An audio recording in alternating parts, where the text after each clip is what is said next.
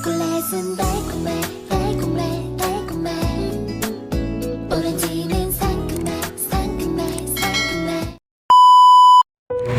Nakatingin lang ako habang pinapanood ang kambal na nakasakay sa karusel. Dito kasi kami nila hinila ni Amira pagkatapos namin sumakay sa Ferris wheel. Their smile are enough for me to be strong and happier. Hindi ko man maibigay ang wish nila na makita o makilala ang ama nila. I will still do everything para punan ang pagiging ama at ina sa kanila. I'm sorry if mama is selfish. Kung hindi lang sana naging mahirap ang lahat, kung hindi lang sana naging magulo, I will give you the complete family you're looking for. Sorry mga anak. Uy, you're spacing out. Tinabig ako ni Amira sa balikat. Ah, what? Are you saying something? Tanong ko. She pouted. I guess you're thinking about him again, aren't you? Ngumiti ako ng tipid. Wala namang bago doon kahit 5 taon na ang nakakalipas. How would I forget that man anyway? Siya lang naman ang taong nagparamdam sa akin ng lahat ng mga bagay na hindi ko naramdaman before. At paano ko siya nakalimutan kung sa tuwing titingnan ko ang mga anak ko ay kitang-kita ko ang mga abo nilang mga mata. All the beautiful feature na meron sa lalaking iyon ay meron din sa mga anak ko. Nakakalungkot lang. Paano ko matutupad ang kahilingan ng mga anak ko? Dahil kung iisipin, malabo nang mangyaring mag-cross pa ang landas namin. At ayaw ko rin mangyari iyon. Inakbayan ako ni Amira. You know what, mommy? Why don't you go and date someone? Like babe, has been courting you na rin for years. Makamami naman to. At ano raw? Date someone? Hindi ko nga mabigyan ng oras ang mga anak ko. Makikipag-date pa ako. Si babe, he's a friend at hanggang doon na lang ang tingin ko sa kanya. What if ikaw na lang kaya? Ano? How old are you again? 25? Kumindat ako. Bakit? Bakit napunta naman sa akin ang usapan? Irap niya. I laughed. Kasi malabo nang mangyari yung makikipag-date pa ako. Sinong gugustuhin na makasama ako?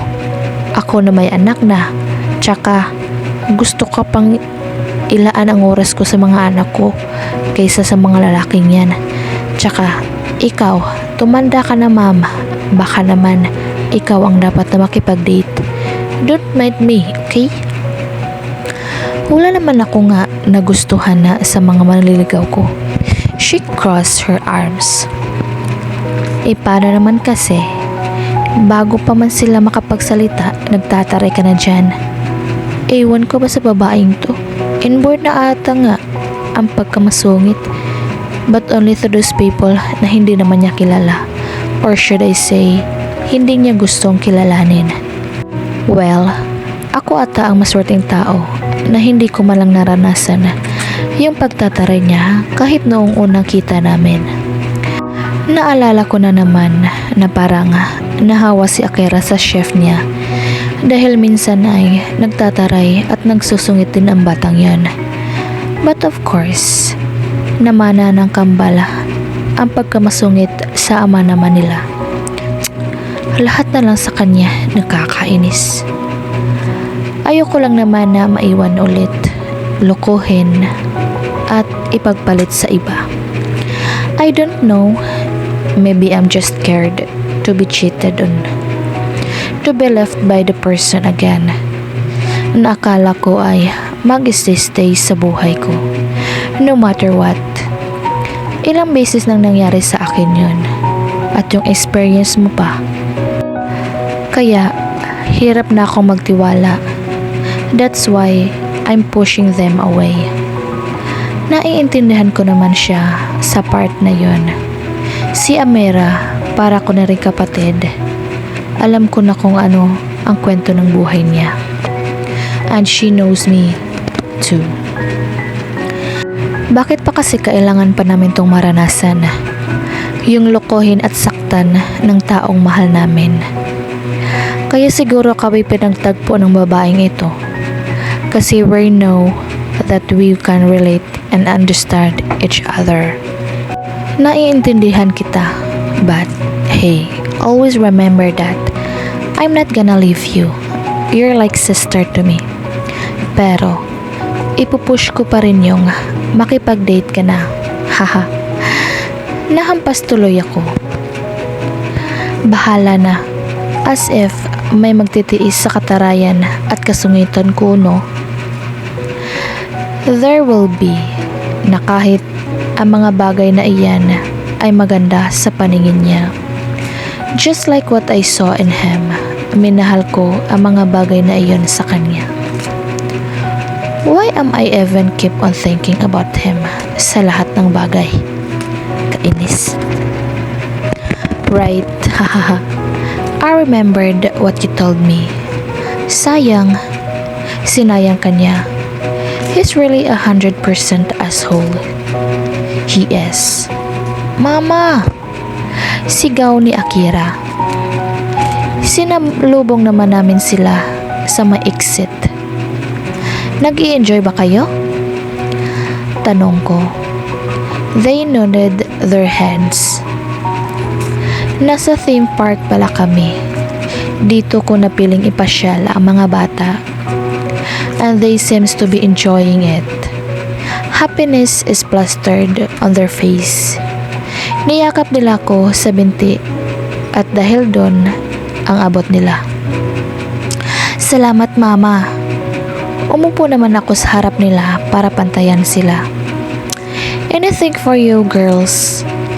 Pero kung meron man ako nga hindi maibigay, iyon ang wish nila. If only I could grant that as simple as Jenny grant wishes, then I would. Thank you rin, Chef. Tapos niyakap din nila si Amira. Welcome, babies. Hindi pa ba kayo nagugutom? Tanong ko. Umiling silang tatlo. And I think, alam ko na ang gusto nila. Lalo na at nandito kami sa theme park. Oh no. Horror house. Sabay-sabay nilang sigaw. Pagkatapos ay nagtawanan. Umiling na lang ako. Kayo talaga? Alam niyo namang takot ako sa mga ganyan. I said and started to get nervous. But then they pulled me towards the horror house na sinabi nila. Ako naman ay kabadong-kabado na nang nasa tapat na kami ng horror house. Oh God.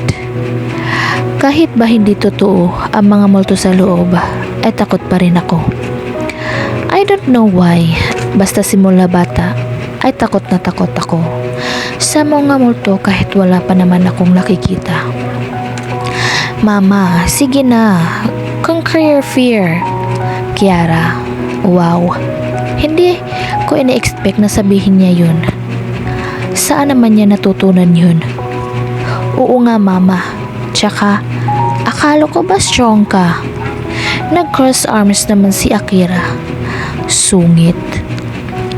Can you say no to your kids eh? Si Amira naman ngayon ang nagsalita habang nakangiti sa akin ng nakakaloko. I pouted. Ano pa nga bang magagawa ko? Pagsuko ko. Tsaka isa pa, birthday nila. Pangalawa, ayoko namang mag-isa lang nga si Amira sa pagbamatay sa dalawa, lalo na at madilim sa loob. Pangatlo, I don't have a choice. Yay! Tara na po! And then, the whole time na nasa loob kami ng horror house, na iyon ay puro sigaw at pikit lang ang ginawa ko habang nakahawak ng mahigpit kay Amira. Samantalang yung tatlo ay nag-i-enjoy naman sa pagtawanan ako. I swear, I'm not gonna enter inside the horror house ever again. Lumipas ang 1 linggo at natapos na ang 1 week leave ko na para makasama ang mga bata. At sa loob ng 1 linggo, iyon ay wala lang mas sasaya pa. After the theme park, kinabukasan ay nagbakasyon kami sa Batangas sa isang beach resort at doon kami namalagi ng 5 araw. Just me and the twins. May kailangan rin kasing ayusin si Amira sa kumpanya nila at sa restart niya kaya hindi na siya kasama. And now, I am back to work. Habang nasa trabaho ako, ay iniiwan ko ang mga bata kay nanay kasama pa ang isang nani na si Beth. Nasa kusina ako ngayon at nagluluto ng ilang dish na order ng mga customers. Kahit na manager ako, ay tinutulungan ko sila sa pagluluto dahil isang executive chef din ako. Minsan, I was monitoring and checking my assistant cooks sa mga ginagawa nila but mostly tinutulungan ko talaga sila sa pagluluto. Nasa kalagitnaan ako ng pagluluto when someone stepped inside the kitchen. Chef De Leon, Miss Amira Suarez want to talk to you. Oh, okay, salamat Andrew. Sabi ko na lang at tinanggal ang apron ko at pumasok sa office. Yes, ma'am, I said through phone call. Hey, stop. Anyway, as much as I wanted to go there and talk to you personally, ay hindi ko magagawa. May meeting kasi ako after 5 minutes with the boards and this is urgent. Tumango ako. Seems like you're busy. So ano yun? How can I help you? Tanong ko. Yeah, I am. Nag-confect lang regarding sa winery. Napabuntong hininga siya. I swear, this woman is really hardworking. Ilang businesses ang minamanage niya. Mayroong malaking cooking competition na magaganap sa Paris and I am one of the judges but I can't attend.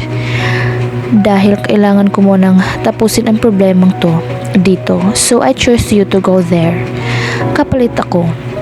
Don't worry, I'll inform the management there na ikaw ang papalit sa akin. Pasensya na talaga Kiana, you know naman na ikaw lang ang masahan ko sa mga ganitong bagay aside from Ali. But I need her also to be with me. Nababuntong hininga ulit siya. Ako nang bahala. Pinal kong sagot. She's really know around the world dahil na rin sa mga achievements niya sa business niya. And yeah, I can do it naman. At naiintindihan ko siya dahil ganap na talagang busy siya at ako ang napili niya. So I'll take it. I'll do it. Thank you so much, Kiana. No problem.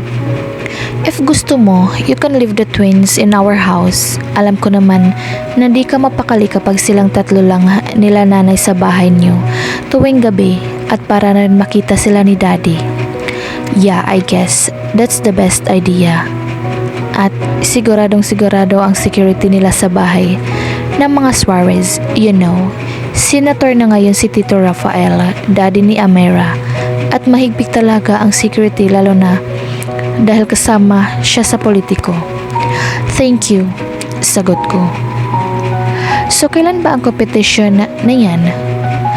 The night after tomorrow. So I think you have to go there later. Kaya iwan mo na ang mga trabaho mo dyan and fix your things. Nakabook naman ang flight mo at mamayang 7 PM na yon. Everything's planned already. Sorry for the urgency. Akala ko kasi ako ang makakapunta but this happened. Pasensya na. Oh, no. It's okay. Okay, sige. Email mo na lang sa akin ang ibang details. Thank you so much talaga, Mommy. Laters? Yep. Then She hung up. Okay. I should going to home now. Preparing anything na that I need. Magpaalam sa mga bata and flight ko na. I still have 6 hours to do all those things. Paris, France? The place where we created a lot of memories. Hindi ko alam kung coincidence nga ba ito or not. It's been a long time. Am I really ready to go and face that place again? Ready or not? Guess I don't have any choice. It's boss order.